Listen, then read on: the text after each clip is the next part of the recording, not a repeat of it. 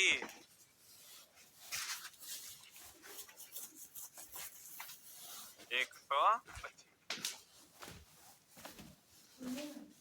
124 पे छोड़े थे तो 125 कैसे हो जाएगा? एक बार चुंबक एक अस्थाई चुंबक है। बार चुंबक कौन चुंबक है? अस्थाई चुंबक। अस्थाई चुंबक का एकदम एग्जाम्पल कौन है? विद्युत चुंबक। अस्थाई चुंबक का एग्जाम्पल कौन है? अस्थाई चुंबक का एग्जाम्पल है कौन चुंबक? कौन चुंबक? विद्युत चुंबक। विद्युत यांत्रिक चुंबकत्व नहीं होगा। विद्युत चुंबकत्व इसी को कहते हैं, विद्युत चुंबक को ही विद्युत चुंबकत्व कहते हैं। और अस्थाई चुंबक किसका बना होता है? नरम या मृदु लोहे का बना होता है। और अस्थाई चुंबक किसका बना होता है? इस्पात का। बोले ये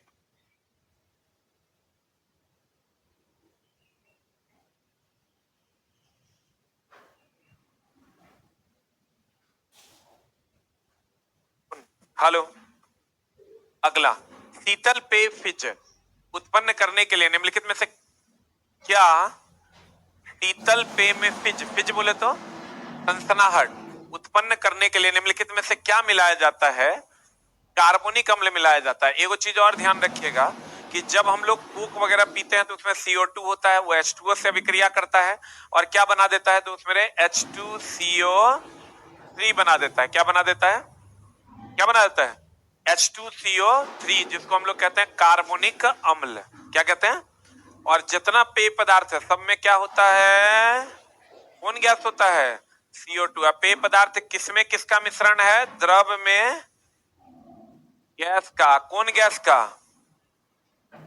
द्रव में गैस का मिश्रण है। मिश्रण तो तुमको पूछा है क्वेश्चन समांगी और विषमांगी।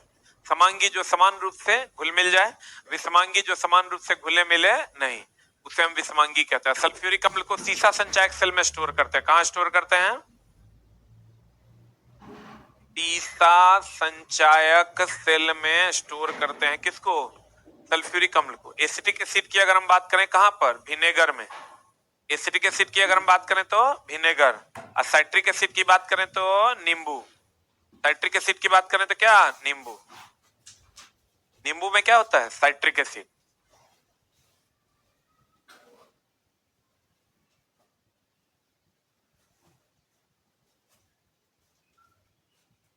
हेलो हेलो हेलो,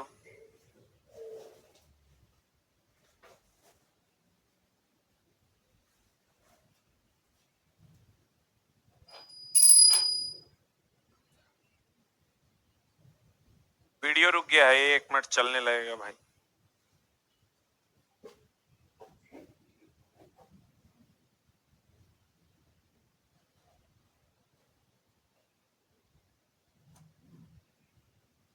अरे यार मोबाइल कैमरा रुक गया है, देख लो।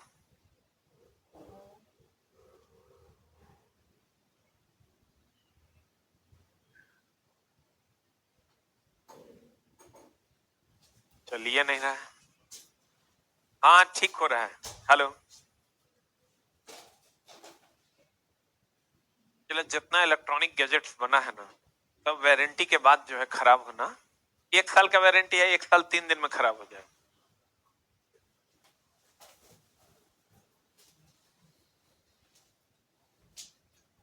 अभी वहां सिस्टम लगाए हैं ना, इतना ना धूल वगैरह, लड़का लोग जूता उता पहन के जाता है, पूरा जाम हो जाता है। सेमीकंडक्टर ऐसे भी उसका कंडक्टिविटी कम हो जाता है, हीट पे, डस्ट पे मारता है, भड़ाम, कोनो कभी उड़ जाता है।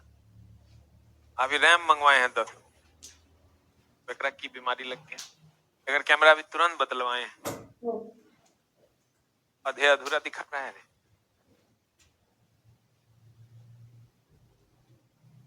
Hello hello hello hello hello, mic testing. Hello, citric acid कहां पर? नींबू में। अब आ जाओ, प्रकाश आंख में प्रवेश करता है किससे? किससे रे?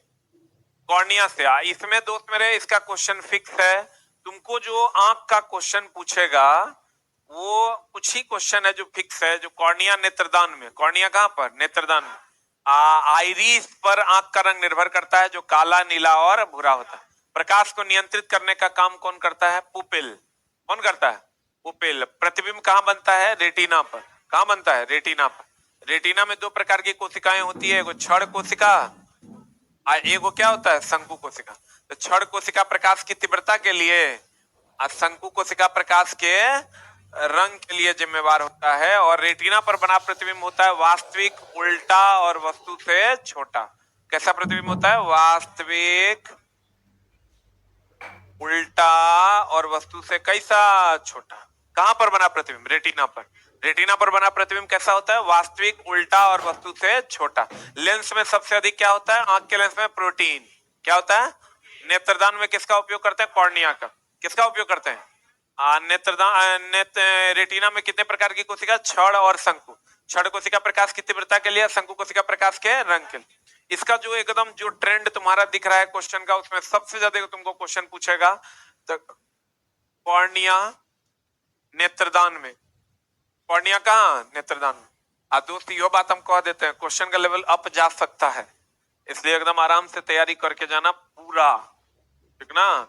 भरपूर जितना हो पाएगा। हम तोरा ये पढ़ा रहे हैं तो हम तोरा यो पढ़ाएं, कॉर्निया का अपवर्तनांक भी सबसे ज्यादा होता है, ठीक ना? उतना याद होना चाहिए, नहीं याद है तो गड़बड़ बात है।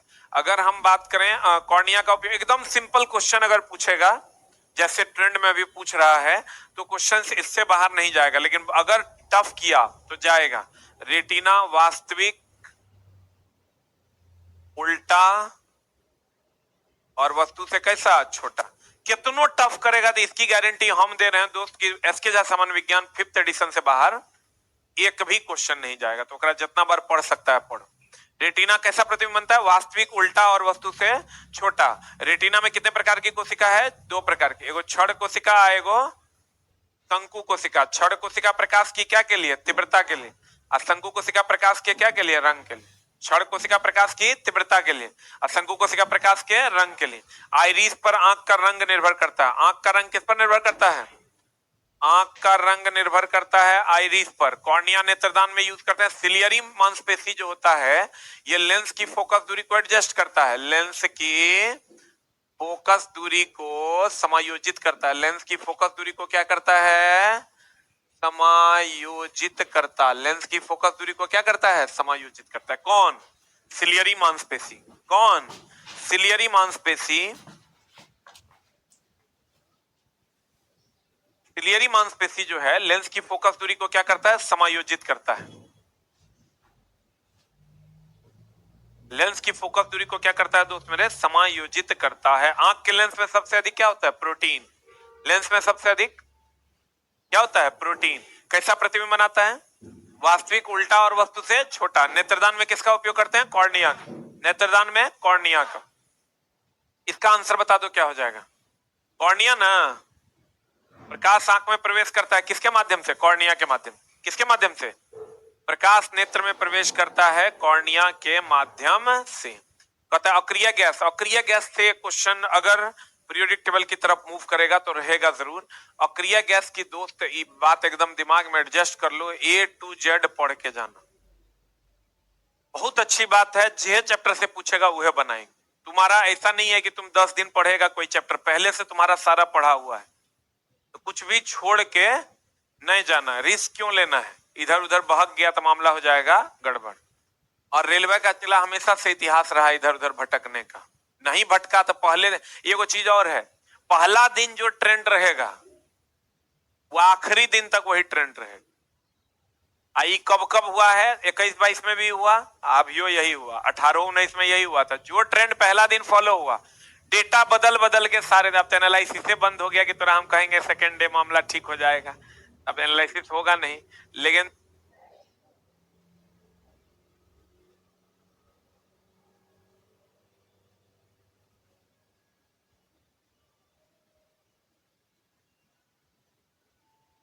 करना दोस्त मेरे, खूब मन लगा के पढ़ के परीक्षा देने। अक्रिय गैस की संयोजन एकदम ही समझ लो। अगर तो हम तो क्वेश्चन तरह नहीं बताएंगे, लेकिन अगर कोई तोहर दोस्त यार है तो तुम पहले दिन का ट्रेंड पूछ लेना, ओकरा से बढ़िया से बैठ के तनी पटिया के ओकरा खिला पिला के, विश्वास करो तोहर 10 नंबर बढ़ जाएगा। क्वेश्चन एकदम वही वही चैप्टर पढ़ के जाना, वही वही पूछेगा। अक्रिय गैस की संयोजकता 4, अक्रिय गैस की संयोजकता 4, इसका अक्रिय गैस की संयोजकता 8, संयोजकता 0, संयोजी इलेक्ट्रॉन 8 बोलन रे। अक्रिय गैस की संख्या कितनी है? 6। Helium, neon, argon, krypton, xenon, radon. Helium का उपयोग वायुयान के टायर में करते हैं। कहां करते हैं? वायुयान के टायर में। गुब्बारे में कौन सी गैस? हीलियम। गुब्बारे में हीलियम। विसर्ग नली में नियॉन। नियॉन कौन रंग देता है? गुलाबी। नियॉन कौन रंग देता है? नियॉन गुलाबी। बल्ब या ट्यूबलाइट में आर्गन। बल्ब या ट्यूबलाइट में आर्गन। अजनबी गैस किसको कहते हैं? जेनॉन को। जेनॉन को कौन गैस कहते हैं? अजनबी गैस के नाम से जानते हैं। रेडियोथेरेपी में किसका उपयोग करते हैं? रेडॉन का। किसका उपयोग करते हैं? रेडॉन का। संयोजकता कितना होता है अक्रिय गैस का? 0। संयोजी इलेक्ट्रॉन 8। संख्या कितनी है? 6। आंसर है अक्रिय गैस की संयोजकता कितनी हो जाएगी? 0।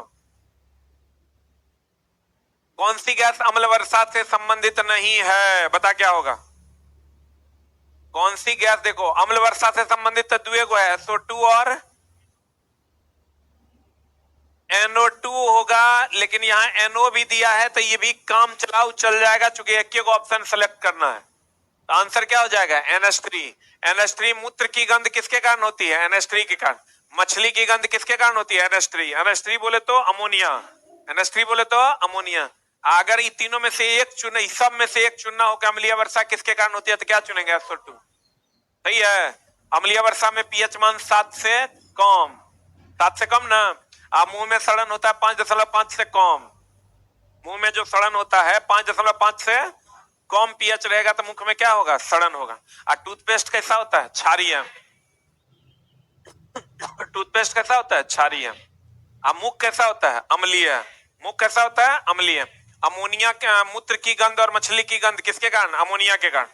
किसके कारण? कहता है निम्नलिखित में से कौन सा दाब का सही मात्रक? सब चला न्यूटन बटा मीटर स्क्वायर। दाबे का नहीं है, दाब का, प्रतिबल का। न्यूटन मीटर स्क्वायर नहीं, न्यूटन बटा मीटर स्क्वायर, न्यूटन प्रति मीटर स्क्वायर। बल का, दाब का, प्रतिबल का, प्रत्यास्थता गुणांक का। प्रत्यास्थता गुणांक, किसी भी प्रकार का प्रत्यास्थता गुणांक, चाहे वो यंग प्रत्यास्थता गुणांक हो, आयतन प्रत्यास्थता गुणांक हो, दृढ़ता गुणांक हो, इस सब का सही मात्रक होता है न्यूटन बटा मीटर स्क्वायर। न्यूटन का हो गया केजी मीटर पर सेकंड स्क्वायर बटा मीटर स्क्वायर। ये हो जाएगा केजी मीटर पर पावर -1 सेकंड पर पावर -2। बीमा हो जाएगा m l -1 t -2।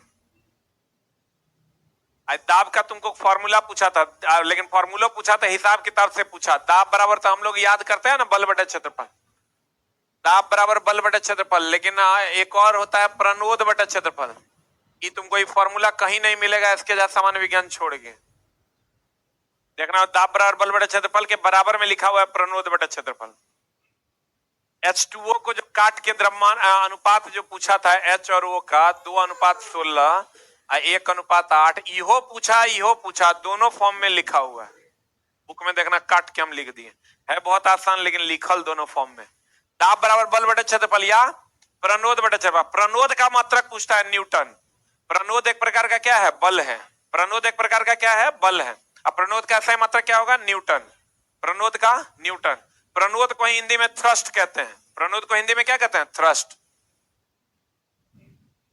अगला, खाद्य पदार्थों के खराब होने से बचाने के लिए उपयोग किया जाता है सोडियम बेंजोएट, बोलन रे, ऑक्जेलिक एसिड, जंग के धब्बे हटाने के लिए। अरे चुट्टा, ऑक्जेलिक एसिड जंग का धब्बा नहीं हटाता है।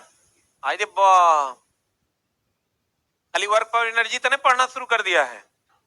जंग का धब्बा हटाने में। एसिटिक एसिड किसके लिए? विनेगर के लिए। साइट्रिक एसिड, नींबू। साइट्रिक एसिड क्या होगा? नींबू। संतरा।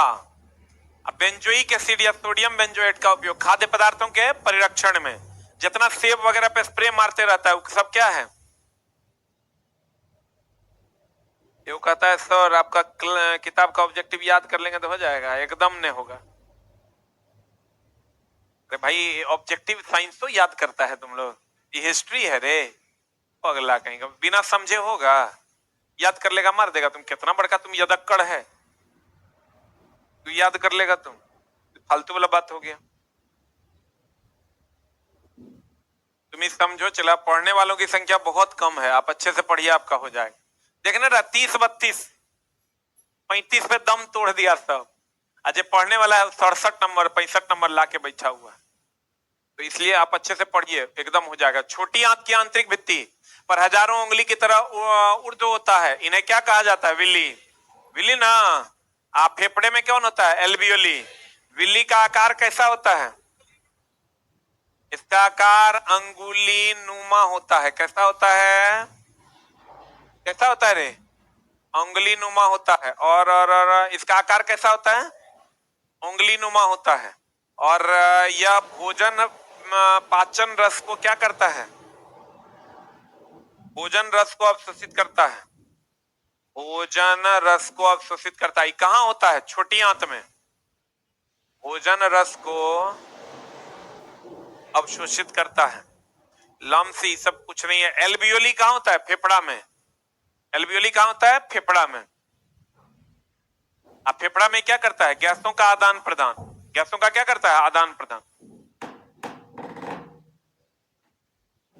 अगला, आयनिक यौगिक। आयन एक दूसरे को आकर्षित करते हैं और मजबूत कौन बंधन बनाते हैं? विद्युत स्थैतिक। कौन बंधन बनाते हैं?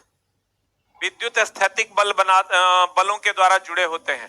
आयनिक यौगिक के बारे में तुमको क्वेश्चन पूछे, या NaCl के बारे में तुमको क्वेश्चन पूछे, या आयनिक बंधन के बारे में क्वेश्चन पूछे, सबका एक ही जवाब होगा। इसको जरूर पढ़ के जाना। क्वथनांक और गलनांक इसका क्या होता है? क्वथनांक एंड गलनांक क्या होता है? उच्च ठोस अवस्था में विद्युत के क्या होते हैं? क्या होते हैं? उचालक। द्रव अवस्था में विद्युत के, द्रव अवस्था में विद्युत के क्या होते हैं? उचालक ना। द्रव अवस्था में विद्युत के क्या होते हैं? सुचालक। और दोस्त मेरे, भंगूर होते हैं कि नहीं होते हैं? ये होते हैं भंगूर। क्या होते हैं? भंगूर होते हैं। जल में क्या होते हैं? घुलनशील ना। अच्छा बताओ, इसका क्वथनांक और गलनांक पूछा था। अंतर आणविक थोड़ा पूछा है एलपी में। अंतर आणविक आकर्षण बल मजबूत होगा कि कमजोर? क्या होगा? अंतर आणविक आकर्षण बल क्या होगा? मजबूत। अगर क्वथनांक और गलनांक निम्न होगा तो अंतर आणविक आकर्षण बल कमजोर होगा। क्या क्रम था ये क्वेश्चन? ये क्वेश्चन था कि अगर किसी का क्वथनांक और गलनांक निम्न होगा तो कर अंतर आणविक आकर्षण बल क्या होगा? कमजोर। क्या होगा? तो यहां इसका अंतर जल में घुलनशील है। कार्बनिक घोलक में, कार्बनिक घोलक में क्या? अघुलनशील होता है। अघुलनशील होता है। इसका अंतर आणविक आकर्षण बल मजबूत की कमजोर? इसका ठीक उल्टा होगा। क्या कर? सहसंयोजक बंधन। अंतर आणविक आकर्षण बल मजबूत। हम तो भगवान से दिल्ली मनाते हैं, खूब टफ क्वेश्चन पूछे, खूब टफ। टॉम एनसीईआरटी बड़का बड़ा भोकार भोकार क्वेश्चन पूछे। टफ होगा सबके लिए हो, उसमें जो पढ़ा होगा मार्क क्या आएगा? Raw marks 46 OBC Bilaspur. Bilaspur ने भरा है। NaCl क्वथनांक और गलनांक हमरा नहीं पता होगा कि नहीं होगा। कट ऑफ के बारे में कोई कमेंट मेरे चैनल पे कभी नहीं आएगा, ठीक है एकदम। और कट ऑफ पे कभी कोई वीडियो भी नहीं आएगा। हमको लगता है ये सबसे ज्यादा मूर्ख बनाने वाला काम है, और ये काम हम करेंगे नहीं, कभी नहीं आएगा। अगर कभी मेरा थंबनेल भी थोड़ा दिखे ना कि एसके झा सर ने दिया कट ऑफ, तो समझ लेना उन्हें दिए होंगे, वीडियो के अंदर कुछ और होगा। कभी भी क्लिक मत करना। हम जिंदगी में कभी आप कोई कट ऑफ एकदम नहीं देंगे। तुमको लग रहा होगा, लगता है सर आपका नहीं लड़ेगा कि, हाँ तेरा मन में चल रहा होगा, अरे दोस्त मेरे क्या फालतू बात करता है। हम एक्सेप्ट कर रहे हैं कि मेरा नहीं लड़ेगा। हम अपने कट ऑफ से पीछे, लड़े कि नहीं लड़े आनी मुनी हमने जाने। बोर्ड के रिजल्ट आएगा, तुम देख लेना। कार्बनिक घोलकों में क्या होगा? घुलनशील। अंतर आणविक आकर्षण बल क्या होगा? मजबूत। अगला अगला अगला अगला, निम्नलिखित में से कौन सा विकल्प पौधों में उत्सर्जन के विभिन्न तरीकों को दर्शाता है? क्या होगा बता? वाष्पोत्सर्जन होगा कि नहीं होगा? वाष्पोत्सर्जन होगा, विसरण भी होगा, संग्रहण भी होगा। हमको लगता है यही हो जाएगा। अब पौधों में वाष्पोत्सर्जन होता है, वाष्पीकरण। वाष्पोत्सर्जन कहां से? एस्टोमेटा से। एस्टोमेटा बोले तो छिद्र से, एस्टोमेटा बोले तो क्या? छिद्र से। केवल विसरण, संग्रहण नहीं। आंसर हो जाएगा वाष्पोत्सर्जन, विसरण और क्या? संग्रहण। कहता है कौन सा नियम में कहा गया है कि स्प्रिंग की कुछ दूरी तक विस्तारित या संपीड़ित करने के लिए आवश्यक बल विस्तारित या संपीड़ित दूरी के सीधे समानुपाती होता है? ये पढ़ा है हुक का नियम। हुक का नियम कहता है प्रतिबल जो होगा वो विकृति के क्या होगा? समानुपाती, लेकिन प्रत्यास्थता सीमा के अंदर। प्रत्यास्थता सीमा के अंदर। किसके अंदर दोस्त मेरे? प्रतिबल विकृति के समानुपाती होता है प्रत्यास्था सीमा के अंदर। प्रतिबल विकृति के समानुपाती होता है प्रत्यास्था सीमा के अंदर। ये क्या नियम है? हुक का नियम। तो भैया ऐसे स्प्रिंग को खींचोगे तो जितना ज्यादा प्रतिबल लगाओगे उतना ज्यादा विकृति होगा। प्रतिबल कुछ नहीं, एक प्रकार का खिंचाव बल है। प्रतिबल क्या है? तो जितना ज्यादा खिंचाव बल लगाओगे उतना ज्यादा स्प्रिंग में विकृति होगा। यही किसका नियम है? हुक का नियम। लेकिन प्रत्यास्था सीमा के अंदर। केपलर ने किसके लिए नियम दिया? ग्राहों का नियम किसने दिया? केपलर ने। आर्सेनल का नियम क्या था? साइन आई बटा साइन आर बराबर म्यू आर बटा म्यू आई। हेनरी किसका मात्रक है? प्रेरकत्व का। हम चला एक भी लाइन वैसा नहीं लिख रहे जो तुरंत नहीं पूछेगा जबरदस्ती का। हेनरी प्रेरकत्व का ऐसा ही मात्रक है, खूब पूछता है। स्नेल का नियम अपवर्तन से संबंधित है कि परावर्तन से? किससे संबंधित है? हाँ, अपवर्तन से। स्नेल का नियम किससे संबंधित है? अपवर्तन से।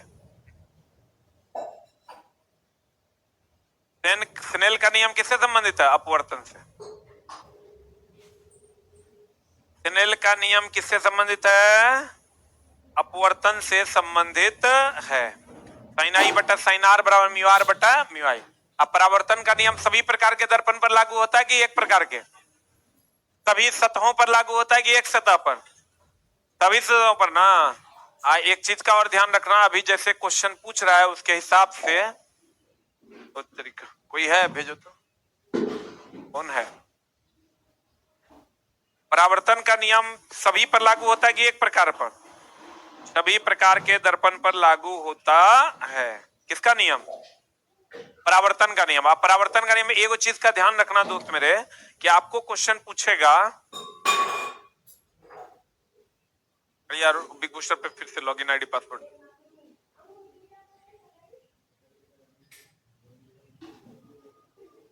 अब देखो, अगर हम बात करें दोस्त मेरे, हाँ एक चीज का ध्यान रखना, कोई भी दर्पण होगा तो दर्पण में जो सेंटर से होकर कोई किरण गुजरता है ना, कहां से होकर गुजरता है?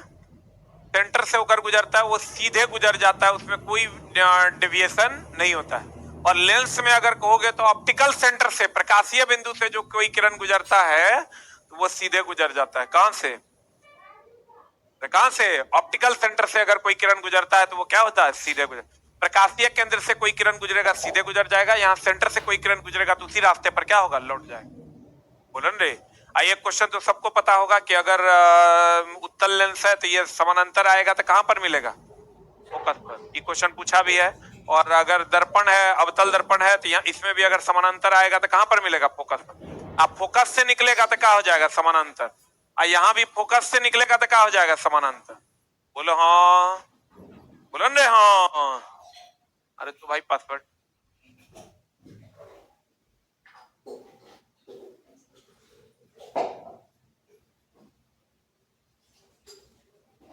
बोलो। 61 70 76 94 99 83।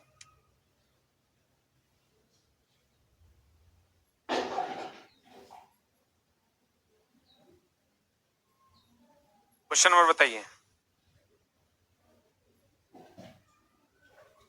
100 134। ये हो गया ना? आंसर बताओ इसका क्या हो जाएगा अगला क्वेश्चन का। द नेक्स्ट क्वेश्चन इज कहता है क्वेश्चन निम्नलिखित में से किस नियम के अनुसार दिए गए रासायनिक पदार्थ में हमेशा वही समान तत्व होते हैं जो वजन में एक निश्चित अनुपात में संयुक्त होते हैं। कहता है पदार्थों में हमेशा वही समान तत्व होते हैं जो निश्चित अनुपात में, तो निश्चित अनुपात बोले तो अस्थिर अनुपात का नियम किसने दिया था? जोसेफ प्राउस्ट ने। किसने दिया था? जोसेफ प्राउस्ट ना।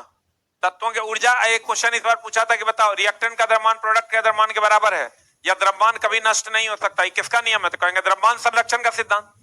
और ऊर्जा कभी नष्ट नहीं हो सकता, ऊर्जा संरक्षण का सिद्धांत। बोलो रे, ये क्वेश्चन इस बार आपको पूछा था। द्रव्यमान संरक्षण का सिद्धांत कौन दिया था? लेबोजियर। कौन दिया था? तो द्रव्यमान जो होगा रिएक्टेंट का द्रव्यमान और प्रोडक्ट का द्रव्यमान आपस में क्या होगा? बराबर। बैलेंसिंग इक्वेशन जानते हैं ना? रिएक्टेंट और प्रोडक्ट में परमाणुओं की संख्या को क्या कर देना? बैलेंस कर देना। ऊर्जा संरक्षण का सिद्धांत करता है ऊर्जा न तो उत्पन्न की जा सकती है ना ही नष्ट की जा सकती। ऊर्जा एक रूप से दूसरे रूप में बदली जाती है। इसमें Al2O3 में अल्युमिनियम की संयोजकता कितनी? अल्युमिनियम की संयोजकता 3। ऑक्सीजन की संयोजकता, ऑक्सीजन की संयोजकता इस पर ना उल्टा न होता है, ये सब भूलाना ना है। इसकी परमाणुकता कह दो CaSO4। इसकी परमाणुकता कितनी? 4 1 5 1 6। कितनी? 6। 4 1 5 1 6। परमाणुकता गिनने आता है रे? बोलो रे। विट्रियोल का फॉर्मूला जरूर एक बार देख लेना, पता है ना? अभी चला शाम में हम जब भी आएंगे तो कम से कम 100 टाइप तो थोड़ा बता ही देंगे। 1 घंटा पढ़ाएंगे, 50 मिनट पढ़ाएंगे तो 100 टाइप बता के जाएंगे। अगर आप विट्रियोल के बारे में नहीं जानते हैं तो आपको पता होगा CuSO4, ZnSO4 और क्या है रे? FeSO4। यही ना 3 गो है। C के जस्ट बगल में कौन है? B, तो ये हो गया ब्लू विट्रियोल। Z के जस्ट बगल में कौन है?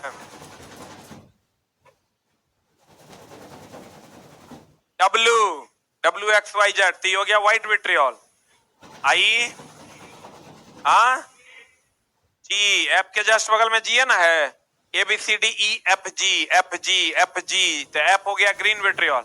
WXYZ, तो ZnSO4 हो गया व्हाइट विट्रियोल। CuSO4 हो गया ब्लू विट्रियोल। CuSO4 क्या हो गया? Blue vitriol. आंसर बता दो क्या होगा। अच्छा, आंसर क्या बताना?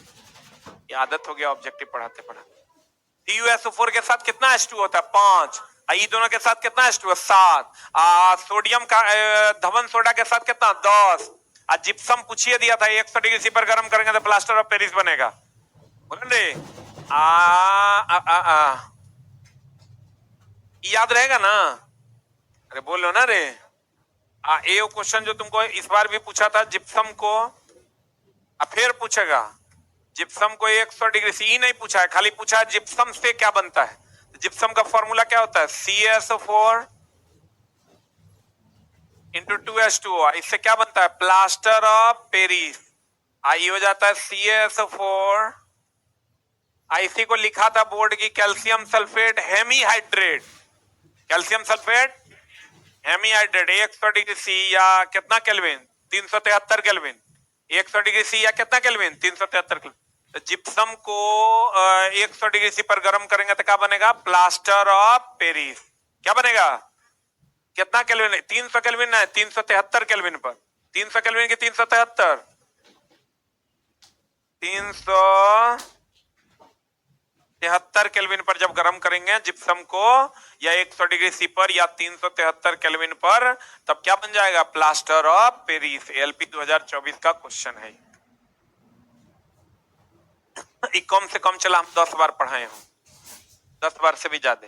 और ये हम बोले भी थे कि PO जो है दोनों P को आधा आधा बांटता है, इसलिए इसमें आधा H2O, इसमें कई गो H2O? 2 गो H2O। इसको पढ़ते हैं कैल्शियम सल्फेट हेमीहाइड्रेट। क्या पढ़ते हैं? हाँ, जितना भी चला हीट जनरेट करने वाला है सब उष्मा छिपी। इस टाइप का क्वेश्चन भी एगो जरूर देख लेना। मिलाने वाला क्वेश्चन है ना, पानी को बर्फ में मिलाएंगे, बर्फ को जल में मिलाएंगे। हीट चैप्टर से क्वेश्चन नहीं पूछा है, लेकिन थोड़ा सा देख जरूर लेना दोस्त। ये थोड़ा मजाक लगेगा, लेकिन हमारा ख्याल से तुमको पढ़ना चाहिए। ये हमारा दिल कहता है कि 40 क्वेश्चन में इधर उधर भागेगा, नहीं भागा तो अच्छी बात है। ये तो हमारा दिल है ना कह रहा है। दिल तो उल्टा पुल्टा भी बोलते रहता है, तब ओकर की करेगा?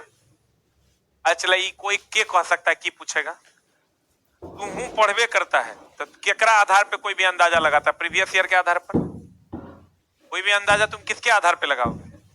प्रीवियस ईयर कोकर आधार पर अब लगाओगे, वो बात है। 18-19 के आधार पर कि 21-22 के आधार पर? 18-19 के आधार पर लगाओगे तो बैठ गया, 21-22 के आधार पर लगाया तो नहीं बैठा। हम तोरा दोनों पढ़ा के भेजे थे, 21-22 के आधार पर पढ़ा के भेजे थे, 18-19 के आधार पर। जो बढ़िया से पढ़ा होगा, अच्छे से पढ़ा होगा, पर हो जाएगा काम। नहीं पढ़ोगे तो नहीं होगा। अभी भी जब तुम्हारा सब पढ़ल है तो कुछ भी छोड़ के नहीं जाना, सब पढ़ के जाना। 100 ग्राम 0 डिग्री सी पर 100 डिग्री सी पर 100 ग्राम पानी में मिलाया जाता है। इतना ग्राम बर्फ है, इतना ग्राम पानी के साथ मिश्रित किया जाता है। मिश्रण का अंतिम। अच्छा, कितने लोग इस टाइप का सवाल बना लेते हैं ऑनलाइन वालों? 8 टाइप करो। अब तुम लोग हाथ खड़ा करो, कौन लोग इस टाइप का सवाल बना लेता है? बाकी लोग नहीं बना पाता है। अरे बाप रे, इसका फॉर्मूला होता है, अगर आप पढ़े होंगे दोस्त मेरे, तो बर्फ के लिए फॉर्मूला होता है Mi माइनस QI बाई 2। एक स्पेशल वीडियो बहुत सारा डाला हुआ है, 80 प्लस T। जल के लिए फॉर्मूला होता है MW QW माइनस T और MW T माइनस QW। एगो जलवाष्प का फॉर्मूला होता है MV 640 माइनस T। बोलो हाँ। अब क्वेश्चन कर रहा है बर्फ और जल को मिला रहे हैं, तो बर्फ का फॉर्मूला तो फिक्स है, Mi minus QI by 2 plus 80 plus T। जलवाष्प का फॉर्मूला, जल का फॉर्मूला क्या होगा बता? बर्फ और जल को मिला रहे हैं, बर्फ पर किसको मिला रहे हैं? जल को। तो MW QW minus T formula लगा दो, आंसर आ जाएगा। Mi का मान कितना है? 100 ग्राम। कितना ग्राम बर्फ है रे? तो minus of 0 degree C 0/2 plus 80 plus T बराबर MW कितना है? 100 ग्राम। QW कितना है? 100 माइनस T लगा दो, आंसर आ जाएगा। कितना आ रहा है? 10 डिग्री सी आएगा। देखो आ रहा है, solve and get the result. लेकिन दोस्त अगर नहीं पढ़े हो ना, तो इसका स्पेशल वीडियो डाला हुआ है, आप जरूर पढ़ लीजिए।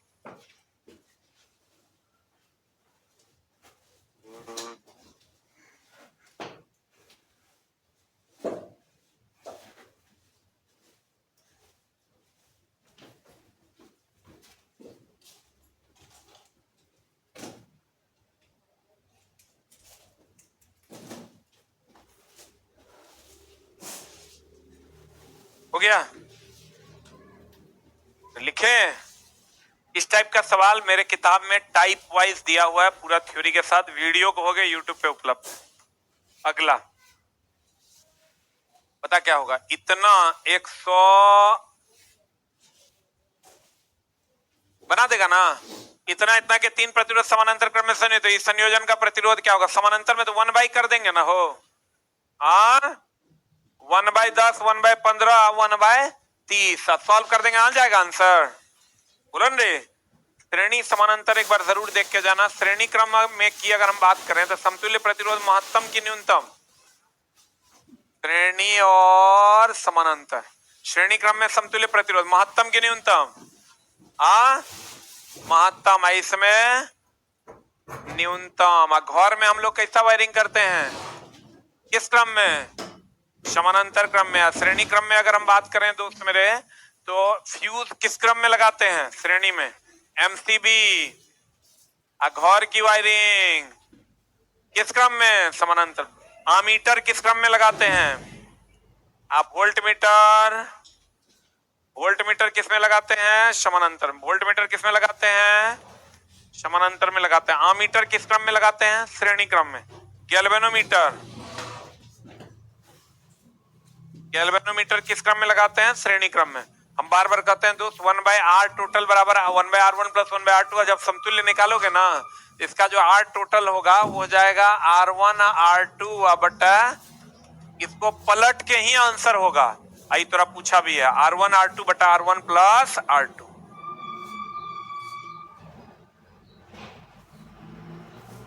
लिखे? तुमको कुछ नहीं कहेगा तो अगर ऐसा कह दे, 1 मिनट रुक जा, अगर कह दे 2 ओम है, आएगो 3 ओम है, कहेगा बताओ न्यूनतम प्रतिरोध समतुल्य कितना होगा? तो न्यूनतम कह दिया मतलब किस क्रम में है? समानांतर, इस समानांतर में इसका मतलब 1/2 और 1/3 करके निकाल देंगे। अरे बोलो जल्दी लिख लिए। अब अगर दोस्त मेरे क्वेश्चन की बात करें, इस टाइप का क्वेश्चन अगर बहुत टफ कर देगा, हम लोग तो चला इतना मजबूर है ना कि क्या पढ़ाएं समझे में नहीं आता है। टफ क्वेश्चन पढ़ाएंगे तो बच्चा अगर आता है कि पूछा है जो तू पढ़ा रहा है, इजी पढ़ा रहे हैं, कहीं टफ पूछ दिया, अगर ये जो तू पढ़ाया हुआ आया,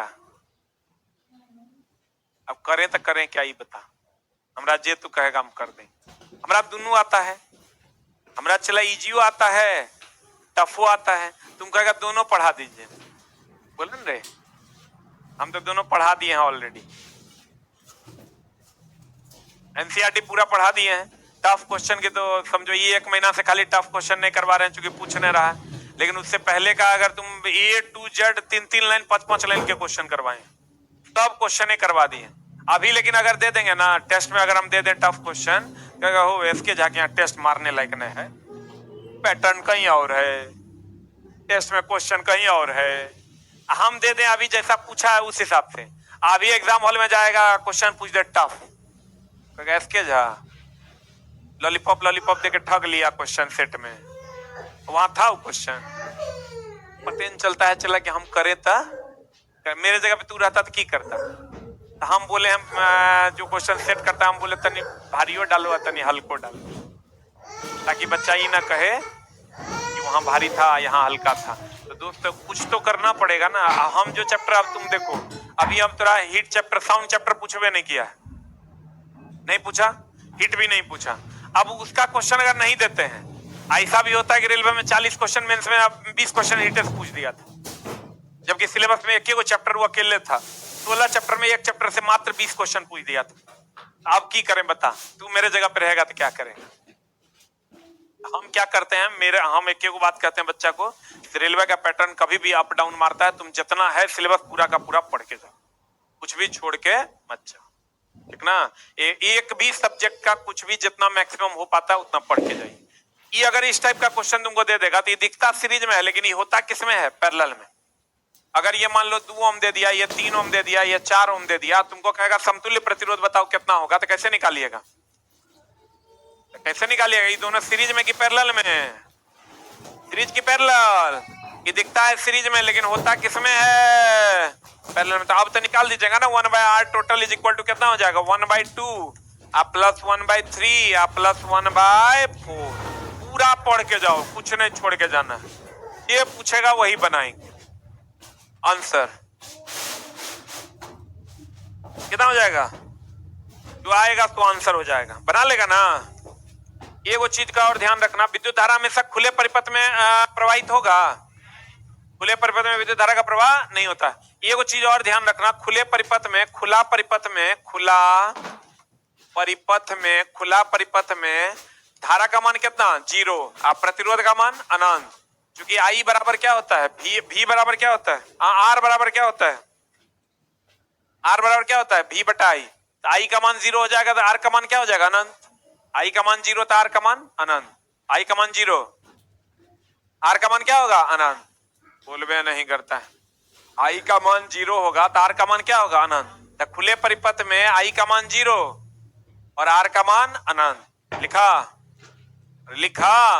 अब मनुष्य के लिए 9 मिली एम्पियर की न्यूनतम धारा पर उसको करंट नहीं लगता है, कितना मिली एम्पियर। अब फेज के लिए कौन कौन colour, R Y B, red yellow और ब्लू। अर्थिंग के लिए ग्रीन, बोलो रे।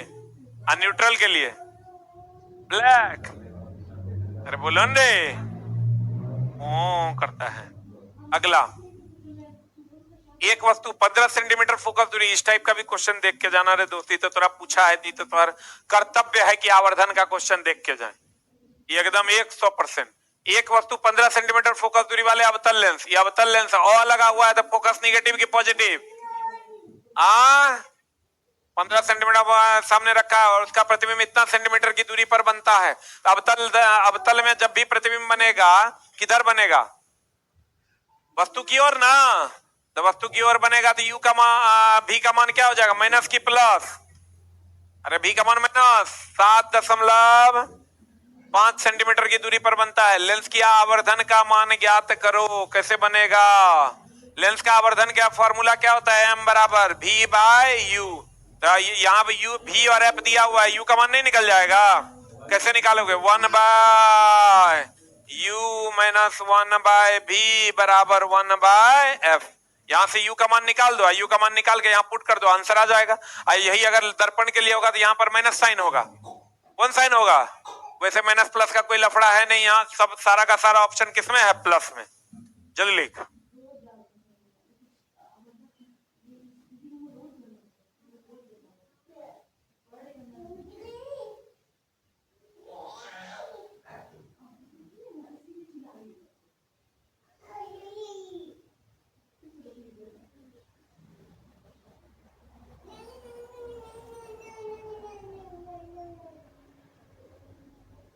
हो गया?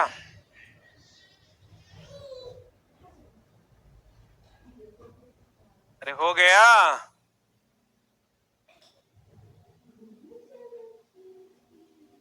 बना लीजिएगा ना।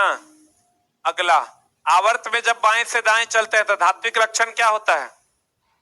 बढ़ता कि घटता? आवर्त में इधर ये धातु है और इधर क्या होता है? अधातु। तो इधर से इधर जाओगे धात्विक लक्षण घटेगा ना, हो कम होगा कि बढ़ेगा?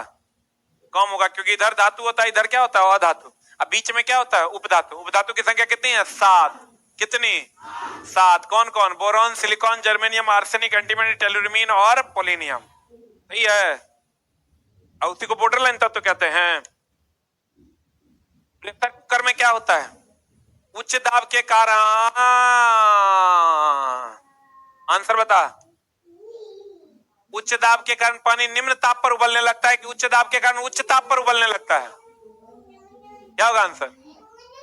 लिखिएगा। प्रेशर कुकर में, प्रेशर कुकर में दाब बढ़ने के कारण, दाब बढ़ने के कारण क्वथनांक 125 से 130 डिग्री सी हो जाता है, जबकि पानी का क्वथनांक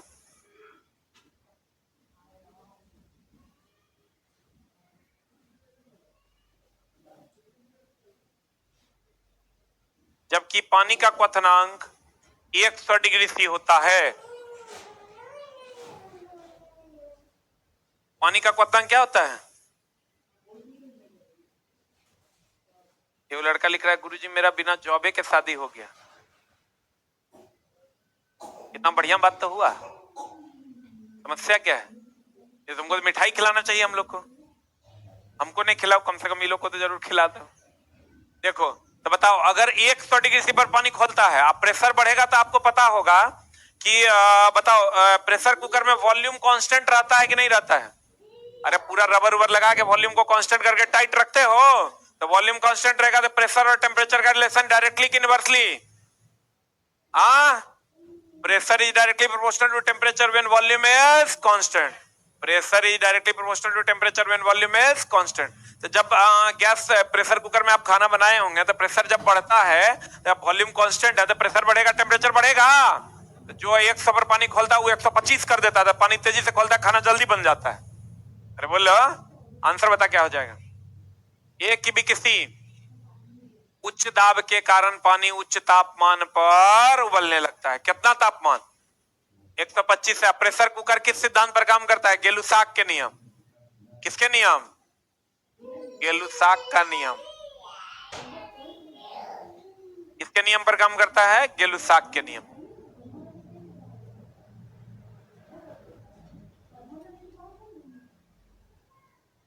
प्रेशर कुकर गेलुसाक के नियम पर काम करता है।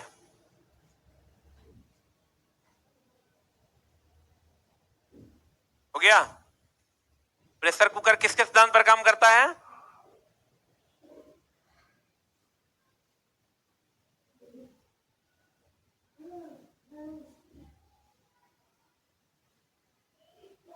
बता आंसर।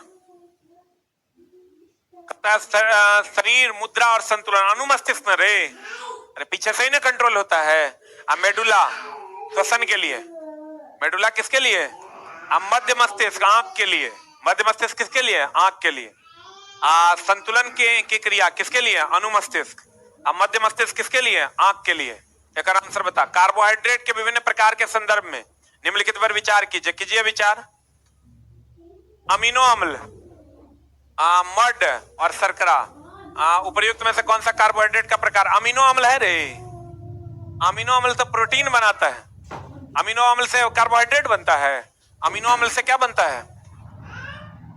अमीनो अम्ल से प्रोटीन बनता है। मड और शर्करा ये कार्बोहाइड्रेट है। आंसर बता क्या हो जाएगा? 2 और 3 कार्बोहाइड्रेट। उपर्युक्त में से कौन सा कार्बोहाइड्रेट का प्रकार नहीं है? नहीं, रुक जाओ, नहीं है कह रहा है ना, ई दोनों है, कौन नहीं है? नहीं है तो हो जाएगा 1 नंबर। अमीनो अम्ल नहीं है, ये दोनों तो है ही ना रे। शर्करा कार्बोहाइड्रेट है कि नहीं है? मड भी कार्बोहाइड्रेट है। मड यानी स्टार्च, इसी के रूप में भोजन संग्रह होता है। कहां पर? पेड़ पौधों में। पेड़ पौधों में भोजन संग्रह किसके रूप में? स्टार्च के रूप में। जंतुओं में भोजन संग्रह ग्लाइकोजन के रूप में। किसके रूप में? अमीनो अम्ल से क्या बनता है? प्रोटीन। प्रोटीन शरीर के वृद्धि के लिए जिम्मेवार है। प्रोटीन शरीर के वृद्धि के लिए, रोग से लड़ने के लिए विटामिन। विटामिन में भी कौन सा? Vitamin C. बोरोन के अतिरिक्त, क्वेश्चन कर रहा है बोरोन के अतिरिक्त 13वें वर्ग में, ये जो बोरोन के अतिरिक्त 13वां वर्ग में कौन कौन है? बाल गंगा, इंडियन, तिलक। अन्य सदस्य हैं मृदु धातु, इसी को हम लोग मृदु धातु भी कहते हैं, सही है। अल्युमिनियम, सिलिकॉन, गैलियम, इंडियम, इस सबको मृदु धातु कहते हैं। निम्न गलनांक होते हैं, उच्च विद्युत चालकता होता है, ये सभी सही है। नहीं, फर्स्ट है मृदा धातु है। मृदु का मतलब होता है मुलायम, मृदा का मतलब होता है पृथ्वी में।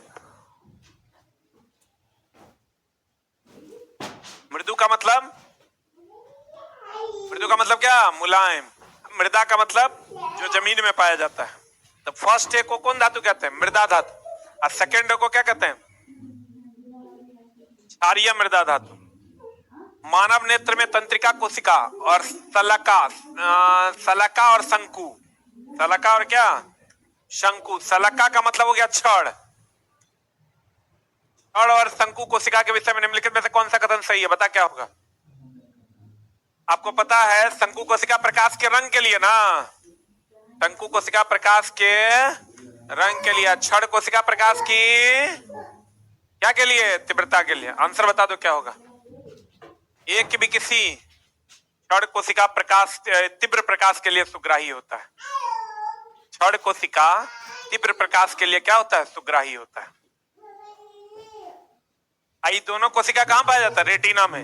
रेटिना को फोटोग्राफिक फिल्म भी कहते हैं। रेटिना पर 2 प्रकार का स्पॉट होता है, एगो येलो स्पॉट है, एगो ब्लाइंड स्पॉट। येलो स्पॉट बोले तो पित्त बिंदु, जिस पर क्लियर प्रतिबिंब दिखाई देता है। ब्लाइंड स्पॉट पर प्रतिबिंब दिखाई नहीं देता। इप्सम सॉल्ट फॉर्मूला होता है MgSO4 × 7H2। नाम सुने हो? फॉर्मूला चला खूब पूछ रहा है, एकदम सब फॉर्मूला जो एक जगह दिया हुआ है ना, इसके सामान्य विज्ञान में भी दिया हुआ है, उसको एक बार जरूर देख लेना। इप्सम सॉल्ट का फॉर्मूला होता है MgSO4 इंटू कितना H2O? 7H2O। तो किसका है? Mg का ना। कैल्शियम सल्फेट, ये किसका है? कैल्शियम सल्फेट हो गया जिप्सम, प्लास्टर ऑफ पेरिस, इसी से ना कैल्शियम सल्फेट बनता है। अरे बोलो ना रे। कैल्शियम कार्बोनेट क्या हो गया? चौक, खड़िया, संगमरमर। कैल्शियम का कार्बोनेट का टूटना क्या कहलाता है? अपघटन अभिक्रिया। कैसा अपघटन? ऊष्मीय अपघटन। सिल्वर क्लोराइड का टूटना कैसा अपघटन? प्रकाशीय अपघटन। कैसा अपघटन? याद रखना, सिल्वर क्लोराइड का टूटना, AgCl2 का जो टूटना होता है, ये प्रकाश की उपस्थिति में Ag+++2Cl- में टूटता है। इसको हम लोग प्रकाशीय अपघटन। अतिस्थितित द्रव किसको कहते हैं? सीसा को। अतिस्थितित द्रव सीसा। द्रव अवस्था में पाए जाने वाली धातु पारा। द्रव अवस्था में पाए जाने वाली अधातु ब्रोमीन। अब पारा को हाइड्रार्जिरम के नाम से जानते हैं, द्रव धातु के नाम से जानते हैं, क्विक सिल्वर के नाम से जानते हैं। बोलन रे। अमलगम में किसका होना अनिवार्य है? पारा का। अत्यधिक प्रतिरोधक पदार्थ डैश के लिए तापन तत्व के लिए चुना जाता है, बता क्या होगा। अत्यधिक प्रतिरोधक पदार्थ जो है को डैश के लिए तापन तत्व के रूप में चुना जाता है। अत्यधिक प्रतिरोधक पदार्थ को ऑक्सीकरण के प्रभाव को कम करने के लिए तापन तत्व के रूप में चुना जाता है ताकि वो जल्दी जले नहीं। टंगस्टन और नाइक्रोम, इसका प्रतिरोध और गलनांक क्या होता है, उच्च। फ्यूज का प्रतिरोध उच्च और गलनांक निम्न। फ्यूज किसका किसका मिश्रण होता है, सीसा और टीन का। फ्यूज किसका किसका मिश्रण होता है, सीसा और टीन। इनमें से कौन सा अलैंगिक प्रजनन का उदाहरण, ग्राफ्टिंग। अरे ग्राफ्टिंग हो गया जो गुलाब वगैरह को काट के नहीं लगाता है, उसी को हम लोग ग्राफ्टिंग कहते हैं। क्या है, अलैंगिक प्रजनन का उदाहरण है। मुकुलन केकरा में होता है, हाइड्रा में। पानी में डूबे हुए उत्तल लेंस की फोकस दूरी हवा में इसकी फोकस दूरी की अपेक्षा, बताओ पानी में डुबा दोगे तो प्रकाश की चाल कम हो जाएगी ना। अरे पानी में डुबा दोगे प्रकाश की चाल कम, तो कहता है पानी में डूबे हुए उत्तल लेंस की फोकस दूरी हवा में इसकी फोकस दूरी की अपेक्षा कम ना होगी। पानी में कम कि हवा में कम, क्योंकि पानी में प्रकाश की चाल कम, क्योंकि पानी कौन माध्यम है, सघन माध्यम। कौन माध्यम है, सबसे अधिक सघन माध्यम कौन है, हीरा। उसका अपवर्तनांक कितना होता है, 2.42। कितना होता है, 2.42। निम्नलिखित में से किसका आयाम संवेग के समान है, बता। आवेग का, अरे बोलो रे, याद रखना, चाल और वेग का समान होता है कि अलग अलग।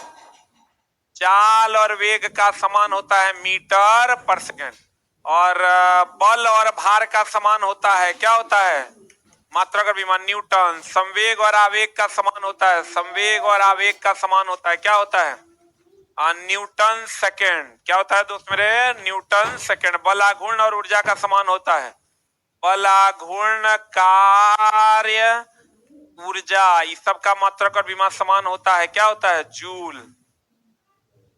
इतने पूछता है।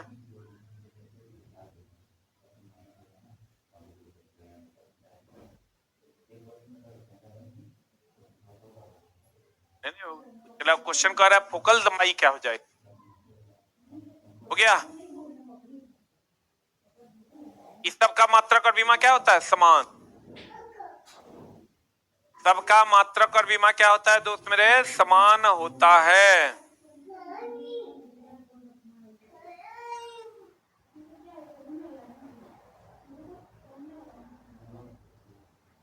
देखें,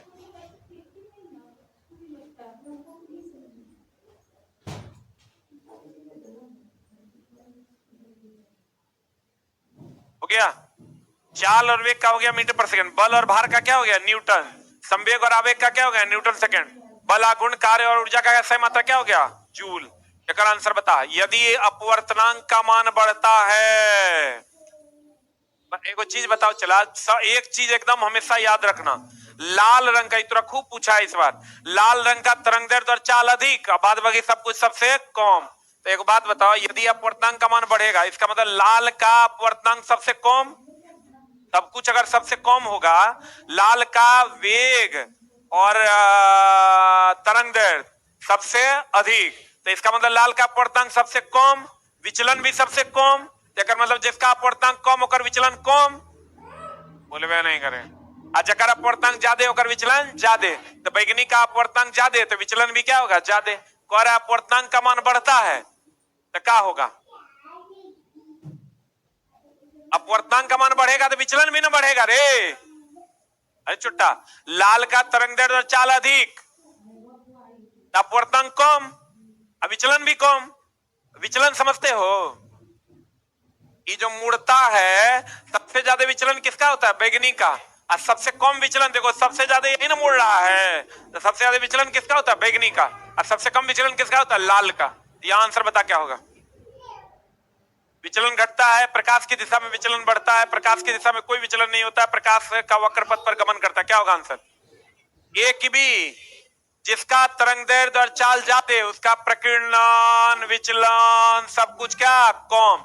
तो जिसका अपवर्तनांक का मान कम हो बढ़ता है, उसका विचलन भी